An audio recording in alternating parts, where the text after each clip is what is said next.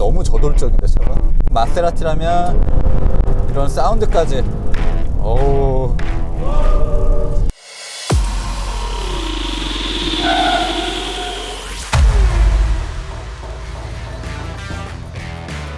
안녕하세요, 모터래프 김상영입니다. 오늘 여러분들에게 소개해드릴 모델은 마세라티 르반떼입니다. 겉모습은 일반적인 르반떼와 비슷해 보이지만 사실 이 차는 이 본인 안쪽에 상당히 강력한 엔진을 가지고 있는 르반떼 트로페오 모델입니다. 네, 마세라티는 이탈리아를 대표하는 스포츠카 브랜드 중에 하나입니다. 페라리, 람보르기니, 그리고 마세라티까지 있는데 신기하게도 이 세 브랜드의 고향이 거의 비슷합니다. 이탈리아 중부에 있는 볼로냐, 그리고 모데나에 밀집이 돼 있어요. 르반떼 같은 경우는 2016년에 이제 처음 공개가 됐고요. 지금 조금씩 버전을 늘려가고 있는 상황입니다. 이 트로페오 모델 같은 경우는 르반떼 중에서도 가장 강력한 성능을 발휘하고요. 르반떼뿐만 아니라 마세라티 중에서도 가장 운동 성능이 우수한 모델이라고 할 수 있겠습니다. 일단 우리나라에는 10대 한정 판매가 됐었고, 지금 작년에 10대가 이미 완판이 됐고 올해도 새롭게 10대를 판매한다고 합니다. 네, 상당히 희소성이 높은 모델인데 일반적인 르반떼와 디자인적 차이가 그렇게 크진 않아요. 이런 부분에서 살짝 아쉬운 부분이기도 하고요. 좀 디자인을 살펴보시면 르반떼는 SUV예요. 덩치가 큰 SUV인데 멀리서 봤을 때 그리고 가까이서 봤을 때도 그렇게 큰 느낌이 들지 않습니다. 이 그릴 자체도 상당히 아래에 있죠. 보통 SUV 그릴은 허리춤에 있어야 될 것 같은데 지금 허벅지 정도의 그릴이 위치해 있습니다. 그리고 그릴도 상당히 크게 돼 있고요.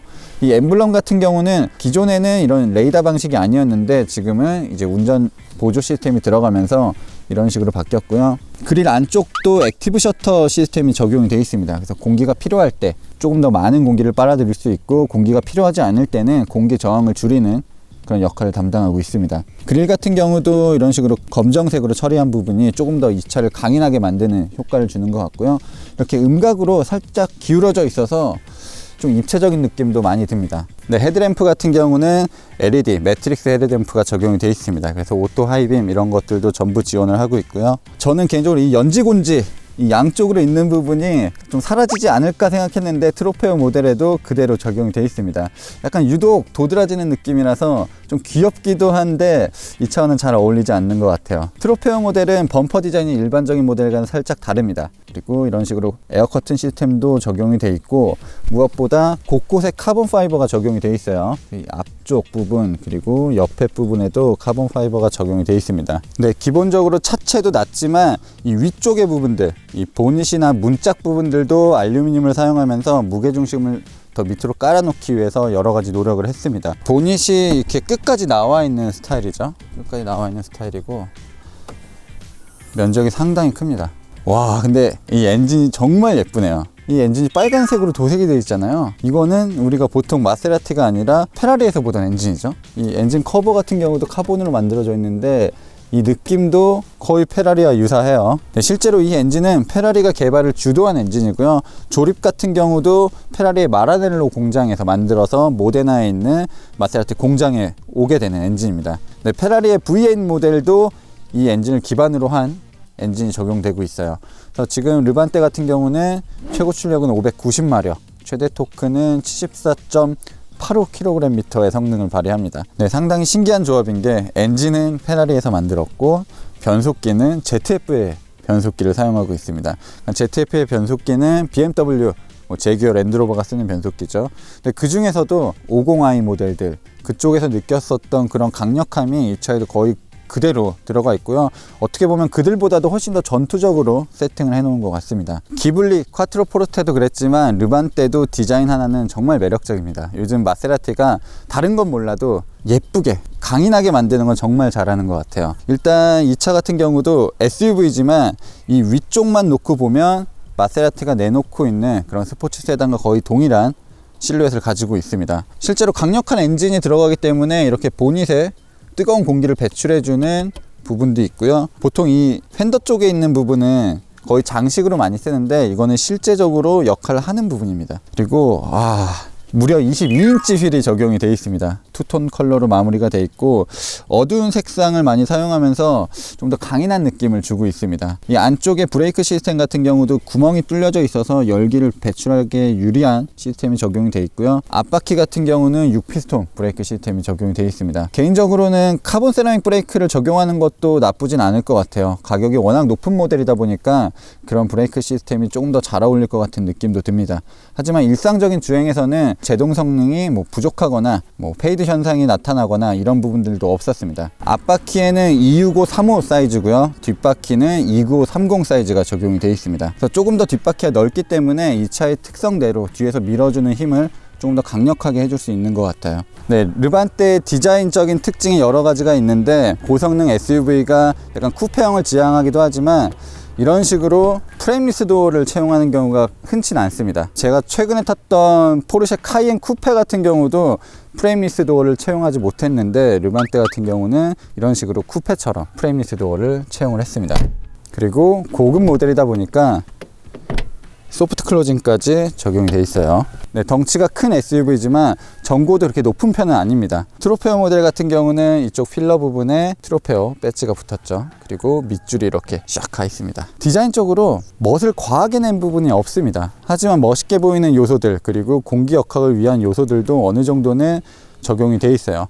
페라리의 영향도 어느 정도 받았을 것 같고요. 마세라티도 스스로 이런 스포츠카를 많이 만들던 회사였기 때문에 그런 부분을 좀 신경을 많이 쓴 것 같습니다. 공기 역학을 위해서 이렇게 구멍이 뚫려 있는 스포일러도 마련이 되어 있고요. 카본 파이버로 이쪽 밑쪽 범퍼 부분도 꾸며져 있습니다.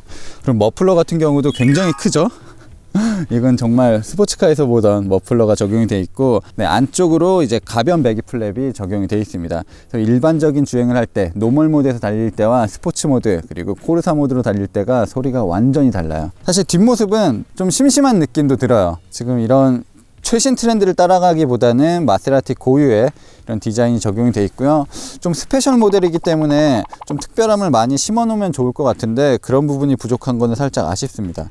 포르쉐 같은 경우도 GTS 모델은 이 엠블럼 이런 것들 좀 까맣게 좀 특별하게 처리를 하는데, 이렇게 트로페오 모델은 카본 파이버를 곳곳에 달아놨으면 이런 로고나 이런 이름들에 그런 식으로 좀 카본 파이버를 이용한 꾸밈을 해도 좋지 않았을까라는 생각이 드네요.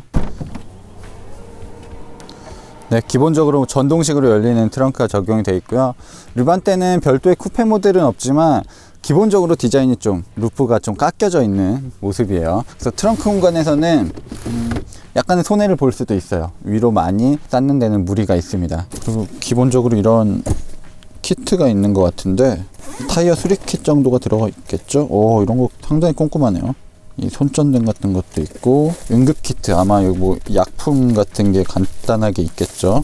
그리고 이거는 안전조끼겠죠. 그 유럽에서는 사고가 나면 안전조끼를 의무적으로 입어야 됩니다. 우리나라에서도 빨리 그런 식으로 법 조항이 바뀌어서 사고가 났을 때 운전자들이 안전하게 좀 대피할 수 있도록 그런 조항을 만들면 좋을 것 같고, 이런 것도 굉장히 좋아요. 빛을 내는 스틱인데, 야광 스틱인데, 보통 자동차 사고 나면 이제 삼각대를 또 세워놓기도 하잖아요. 근데 이런 것들을 빛을 발광시켜서 멀리까지 이제 던질 수도 있고요. 트렁크 안쪽에도 이게 이제 삼각대죠. 기본적으로 배터리도 이제 무게중심을 위해서 뒤쪽으로 가 있는 상황이고요. 그리고 공기압 측정기, 공기압 주입기까지 있네요. 근데 보통 큰 SUV들은 키가 작으신 분들은 이 트렁크를 못 닫는 경우도 있거든요. 이게 손이 안 닿아서. 이 차는 이제 문을 열고 닫는 버튼이 아래쪽에 있습니다. 그래서 트렁크 높낮이를 굳이 조절을 하지 않아도 돼요. 무엇보다 마세라티는 이 소재에 있어서는 아낌이 없습니다. 가죽 그리고 뭐 카본 파이버, 실제적으로 값비싼 재료를 많이 쓰기 때문에 차가 조금 무거워지는 경향도 있어요. 지금 가죽으로 감싸지지 않은 부분이 오히려 더 적어요. 뭐 시트의 가죽은 물론이고 이 도어 쪽, 센터 콘솔 쪽, 그리고 대시보드, 그리고 심지어 이 아래쪽 부분도 전부 가죽으로 감싸져 있습니다. 예전에는 좀 소재에 비해서 마감이 좀 부족한 느낌이 있었는데 이제는 마감도 상태가 좋습니다. 트로페오 모델 같은 경우는 기어 레버가 달라졌습니다. 기존에는 약간 몽뚝한 느낌의 약간 밋밋한 기어 레버가 적용이 되어 있었는데 지금은 디자인이 바뀐 엠블럼도 새겨져 있는 기어 레버가 적용이 되어 있어요. 그래서 조작감이 상당히 좋아졌습니다. 수동으로 조작하는 느낌도 좋고, 이 후진, 전진, 중립, 그리고 파킹 모드로 바꿨을 때도 조작감이 좋은 편이에요. 네, 과거에는 마세라티가 예쁘고 멋있기만 했거든요. 근데 이제는 이런 사용감도 훨씬 더 좋아졌습니다. 시트 포지션을 맞추는 것도 굉장히 편했던 게, 일단 뭐 스티어링 휠이나 이런 시트는 전동으로 움직여요. 네, 그것뿐만 아니라 바닥에 페달 위치도 조절을 할 수 있습니다. 이 시트 아랫부분에 이제 스위치가 있어서 전동으로 위치를 조절할 수 있어요. 이 센터 콘솔 부분에는 다양한 주행과 관련된 버튼들이 놓여져 있습니다. 뭐 별다른 버튼은 없어요. 이거는 전부 진짜 달리는 데 필요한 버튼들이거든요. 그리고 운전을 하면서 이 버튼들을 조작하는 것도 굉장히 쉽습니다. 아직도 아쉬운 부분들, 우리가 그냥 우스갯소리로 이탈리안 감성으로 타는 거야 라고 하는 부분들도 남아 있습니다. 이런 조작감들이 상당히 거칠어요. 어딘가에 걸려서 뭔가 잘 안 내려가고 안 올라오는 그런 느낌이거든요. 소리도 좀 많이 나는 편이고요. 이런 부분들은 좀 아쉽고, 이쪽 부분도 완벽한 느낌은 들지 않아요. 살짝 어느 정도의 인간적인 면모가 보이는 자동차입니다. 이 안쪽에는 그래도 넓은 수납 공간이 있어요. 스마트폰이나 이런 지갑들을 쉽게 넣을 수도 있고, 아래 USB 그리고 SD카드까지, 그리고 억스 단자까지도 마련이 되어 있습니다. 뭐 무선 충전 시스템 이런 것들은 적용이 되지 않았습니다. 아직은요. 이 아랫부분에 있는 수납 공간은 굉장히 깊습니다. 지금 500ml 페트병이 그냥 들어가요. 아래쪽에 컵홀더처럼 홈이 패여져 있어서 이런 것들이 흔들리지 않게끔 설정을 해주는 것 같아요. 네, 계기판은 여전히 아날로그 방식을 쓰고 있습니다. 이 가운데 부분만 LCD 창이 적용이 되어 있고요. 이 시스템 같은 경우는 예전에 한글화가 상당히 어설펐는데 지금은 한글화도 잘 되어 있습니다. 문제는 이 오른쪽 부분 디스플레이가 너무 옛날 것 같은 느낌이 들긴 해요. 아, 이렇게 터치도 안 되는구나. 이걸 눌러야 옆으로 넘어가는 거구나. 약간 옛날 방식이긴 하죠. 디자인 자체뿐만 아니라 크기도 작을 뿐더러 사용하기 그렇게 편리하진 않습니다. 내비게이션 한번 보실래요? 내비게이션 이게 언제적 건지 모르겠어요. 요즘 구글맵에 막 증강현실 나오고 난리 나는데 굉장히 아날로그적인 느낌이 강하죠. 지금 시트 포지션은 제가 운전하는 대로 맞춰놨습니다. 저는 좀 타이트하게 앉아서 운전을 하는 편이에요. 공간이 엄청나게 광활하진 않습니다. 뭐 좁은 공간은 아니지만 생각했던 것만큼 이렇게 넓은 공간은 나오지 않아요. 일단 충분한 그냥 휴식을 어느 정도 취할 수 있는 공간에 나옵니다. 마세라티가 결국엔 스포츠카 브랜드잖아요. 세단을 더 많이 만들긴 하지만 저 뒷좌석에 대한 배려가 그렇게 많진 않습니다. 보통 이 정도 가격이면 햇빛 가리개 정도도 뭐 있어야 될 것 같은데 그런 부분도 빠져 있는 상황이고요. 열선 정도, 열선을 2단계로 조절할 수 있는 정도만 가능합니다. 그리고 USB 충전 포트가 이런 식으로 있고요. 나머지는 특별하게 편의 장비가 많진 않습니다. 앞좌석에 있었던 충분한 고급스러움이 뒷좌석에도 그대로 이어졌다 정도라고 생각하시면 좋을 것 같고요. 뒷좌석의 이 포켓도 그물망이에요. 약간 우리가 생각하는 이 고무줄 그물망보다는 재질이 훨씬 더 좋은 것 같긴 한데, 좀 가죽으로 인조 가죽 정도 써서 감싸주기 정도 했어도 좀 고급스러운 느낌이 많이 살 것 같은데 그런 부분에는 크게 신경을 쓰지 않은 것 같습니다. 뒷좌석에서 그나마 편의 장비를 누릴 수 있는 부분이 오디오 시스템일 것 같아요. 바우스 앤 윌킨스 시스템이 적용이 되어 있는데 그 중에서도 하이엔드급 오디오 시스템이 적용이 되어 있습니다. 그래서 총 스피커는 17개가 차 안에 박혀 있는 상황이에요. 제가 아까 여러 가지 장르의 음악을 다 들어봤는데 자동차에서 낼 수 있는 가장 최상급의 오디오 시스템이 적용됐다고 생각하시면 좋을 것 같습니다. 네, 마세라티는 스포츠카 브랜드이긴 하지만 페라리 산하로 들어간 후부터는 성격을 조금 달리하고 있습니다. 페라리처럼 맹렬하고 저돌적인 스포츠카를 만들다기보다는 여러 차종에서 알 수 있듯이 그란투리스모적인 성격이 강해요. 최근에 가장 많이 판매가 되고 있는 기블리, 콰트로포르테 이런 차들이 주행 성능이 탄탄한 건 맞지만 우리가 기대하는 스포츠카적인 요소는 그렇게 많진 않거든요. 뭐 이제는 단종이 되긴 했지만 그란투리스모 자체도 굉장히 멋있게 폼나게 먼 거리를 빠르게 달릴 수 있는 자동차는 맞지만 서킷을 적극적으로 달릴 수 있는 자동차는 아니었습니다. 오히려 지금 타고 있는 르반떼 트로페오가 제가 지금까지 타본 마세라티 중에서는 가장 저돌적이에요. 단순히 엔진 성능만 높은 게 아니라 셰시 부분에 있어서도 훨씬 더 느낌이 좋습니다. 제가 르반떼를 경험하지 못했던 건 아닌데 이 트로페오 모델 같은 경우는 제가 알던 르반떼와는 완전히 다릅니다. 지금 굉장히 코너가 깊은 와인딩을 타고 있는데 이 거대한 정치에 르반떼가 너무나 쏜살처럼 움직여요. 사실 힘 부족을 논할 거는 아무것도 없을 것 같습니다.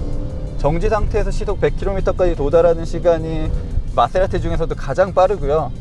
우리가 흔히 알고 있는 슈퍼 SUV들, 그런 차들과 비교해도 손색이 전혀 없습니다. 그리고 SUV 같은 경우는 지상고가 높고 무게도 있다 보니까 최고 속도 내는 게 쉽지 않은데 이 차는 시속 300km 이상으로 달릴 수 있습니다.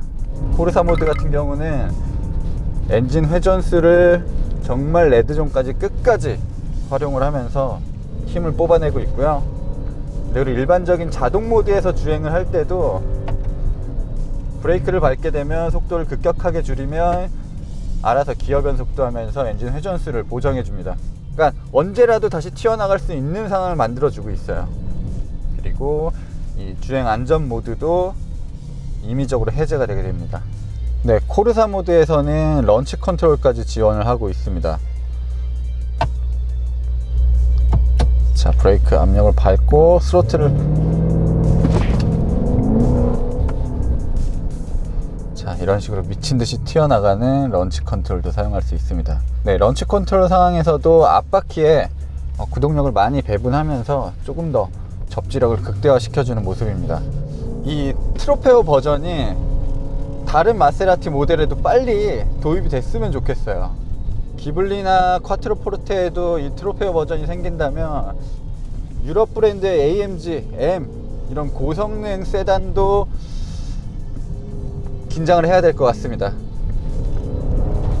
오, 가속 페달 밟으니까 난리가 나네요.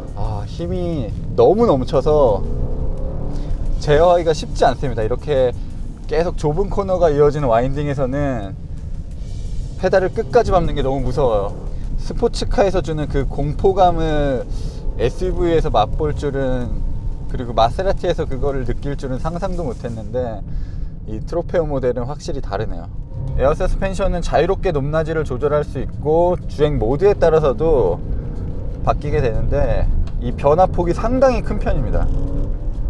일반적인 도심을 달릴 때, 그리고 고속도로를 달릴 때는 좀 편안하게 승차감 위주로 세팅도 가능하고, 이처럼 와인딩을 달릴 때는 제가 지금까지 경험했던 마세라티 중에서도 가장 단단하고 안정적인 것 같습니다. 저는 개인적으로 이 패들 시프트가 스티어링 휠에 붙어 있는 걸 좋아하는데 마세라티 같은 경우는 그 대신 굉장히 큰 패들 시프트를 쓰고 있죠. 그래서 일단 스티어링 휠을 돌린 상황에서도 뭐 변속하는 게 크게 문제는 없습니다. 그리고 차체가 지금 가장 밑에까지 낮아진 상황인데 와인딩을 이제 좌우로 계속 무게중심이 이동하고 브레이크를 밟았을 때 앞으로 쏠리는 느낌, 이런 부분들도 거의 없습니다. 그러니까 그런 부분이 이 차가 조금 더 작은 차를 모는 듯한 느낌을 주는 거예요. 제가 마세라티를 타면서 서킷에 가고 싶다는 생각이 든 차가 그렇게 많지 않았는데 서킷이 생각나는 자동차입니다. 브레이크 시스템이 카본 세라믹 뭐 이런 시스템은 아니지만 발열에도 굉장히 좋은 디자인으로 구성이 되어 있고요. 일단 앞바퀴에는 6피스톤 브레이크 시스템이 적용이 되어 있습니다. 디스크 직경도 굉장히 큰 편이고요. 이 힘을 제어하는 데는 충분한 것 같아요. 네, 지금 이제 노멀 모드로 달리고 있는데 뭐 서스펜션도 올라온 상태, 그리고 단단함 정도도 무르게 되어 있습니다. 연비에 초점을 맞춘 이 ICE 모드에서는 소리도 조용해요. 이 8기통의 웅웅거림이 굉장히 나지막히 들립니다. 물론 엔진 회전수를 높게 쓰면 이 강렬한 엔진 사운드가 들리긴 하지만 배기 사운드는 상당히 절제가 돼 있어요. 이거 관련해서 조금 아쉬운 부분은 사운드를 정말 잘 만들어 놨단 말이에요. 그리고 마세라티는 누가 뭐래도 사운드에 있어서는 일가견이 있는 브랜드인데 별도로 이 배기 플랫 버튼이 있었으면 어땠을까라는 생각이 들어요. 나는 이렇게 빨리 달릴 때만 소리를 듣는 게 아니라 이렇게 연비 주행을 하는 상황에서도 좀 증폭된 배기 사운드를 듣고 싶어 하시는 분들도 분명히 계실 거거든요. 천천히 달리는데 굳이 그것을 위해서 이제 코르사 모드를 넣는 건 너무 손해잖아요. 꼬불꼬불했던 와인딩보다는 이런 강변도로, 약간의 코너가 계속 이어지는 강변도로에서 훨씬 더 잘 맞는 것 같아요. 이 차가 굉장히 빠르게 코너를 지나가는데 이 4륜구동 시스템, 그리고 코르사 모드에서의 기어 변속, 그리고 브레이크 시스템의 감속, 이런 것들이 상당히 유기적으로 잘 조화가 되고 있는 것 같습니다. 네, 에어 서스펜션은 이제 노멀 모드에서 스포츠 모드로 넘어가게 되면 한 단계가 낮아지고요, 코르사 모드로 들어가게 되면 한 단계가 더 낮아집니다. 네, 기본 레벨에서 오프로드 모드로 가게 되면 두 단계는 더 높아지게 됩니다. 총 5단계로 높낮이를 조절할 수 있어요. 단순히 높낮이만 조절되는 게 아니라 지금 서스펜션의 반응도 확연하게 달라졌습니다. 코르사 모드에서는 굉장히 딱딱하게 차체를 잡아주고 있고요, 서스펜션도 단단해졌고 차체의 높이도 낮아졌기 때문에 이렇게 고속으로 달릴 때는 훨씬 더 안정적인 느낌을 주고 있습니다. 그리고 속도에 따라서 무거워지는 스티어링 휠의 감각도 좋아요. 마세라티 같은 경우도 유압식 핸들을 굉장히 오랫동안 고수를 했는데 이 전자식 스티어링 휠 시스템도 상당히 좋습니다. 고속에서의 안정성은 뭐 말할 것도 없을 것 같아요. 속도면 속도, 방향 전환, 그리고 마세라티라면 이런 사운드까지. 가속 페달을 밟기가 두려울 정도로 맹렬하게 앞으로 치고 나갑니다. 기본적으로 V8 엔진이 가지고 있는 굉장히 두터운 톤이 매력적이기도 하고요, 고회전을 사용하게 되면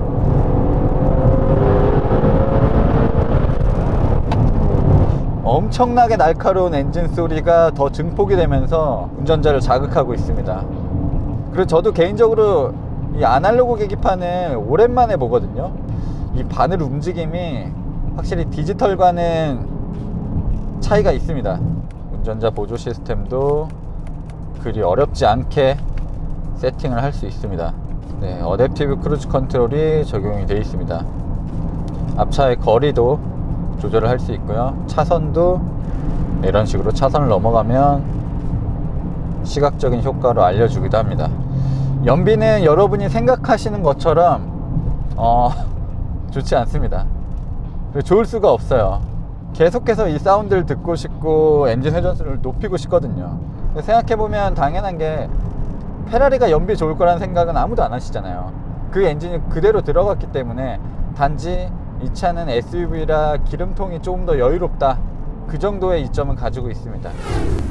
네, 지금까지 마세라티 르반떼 트로페오를 만나보셨습니다. 르반떼 트로페오 같은 경우는 10대만 한정으로 판매되는 2억 원이 훌쩍 넘는 자동차라서 사실 일반적인 도로에서는 만나기 쉽지 않은 모델입니다. 하지만 이 모델을 통해서 앞으로 마세라티가 어떤 식으로 발전해 나갈지는 가늠해 볼 수 있었습니다. 저는 개인적으로는 다른 차종에도 이 트로페오 버전이 꼭 추가됐으면 좋을 것 같고요, 앞으로의 마세라티의 발전을 더욱더 기대해 보도록 하겠습니다. 저는 다음에는 더 흥미로운 자동차를 가지고 여러분들을 찾아뵙도록 하겠습니다. 지금까지 모터그래프 김상영이었습니다.